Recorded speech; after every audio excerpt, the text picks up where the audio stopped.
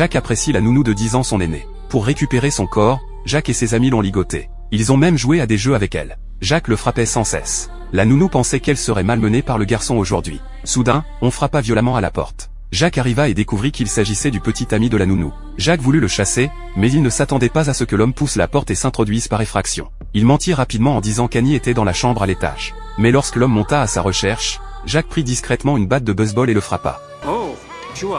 Il s'évanouit. Puis Jacques les attacha tous. Alors, lui et ses compagnons transportèrent l'homme au bas des escaliers. Il prévoyait un jeu mortel.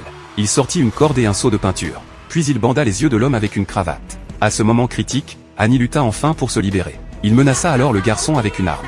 Soudain, Jacques jeta le pot de peinture. Annie fut instantanément choquée. Son petit ami était mort sous ses yeux. Mais il n'y avait pas de balle dans le pistolet. Annie s'enfuit donc rapidement. Mais dès qu'elle courut vers la porte, elle fut abattue. Peu après, elle fut de nouveau ligotée. Soudain, Jacques voulut jouer à un jeu plus excitant, appeler l'ex-petit ami d'Annie pour le tuer ensemble.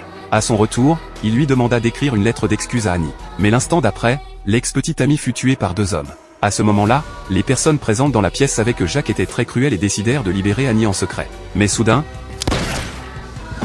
Jacques était devenu un meurtrier. Il sortit un poignard de sa poche et tua la nounou sur le coup. À ce moment-là, Jacques était le seul survivant dans la pièce. Afin d'écarter tout soupçon, il apposa les empreintes digitales du défunt sur le fusil de chasse pour simuler le meurtre de l'autre partie. Après avoir commis tous ces faux témoignages, Jacques enfila rapidement son pyjama et projeta de regagner sa chambre par la fenêtre. Mais à ce moment-là, ses parents, sortis, étaient revenus à la porte. Il regagna rapidement sa chambre et s'allongea sur le lit, faisant semblant de dormir. Ses parents furent choqués de rentrer. La police arriva bientôt. Les preuves recueillies sur les lieux montraient que le petit ami et l'ex-petit ami de la nounou s'étaient mutuellement blessés à la maison. Jacques se croyait en sécurité, mais il ne s'attendait pas à ce que la police découvre soudain qu'il restait une personne en vie. Effrayé, Jacques se précipita à la fenêtre pour vérifier, mais il fut horrifié de constater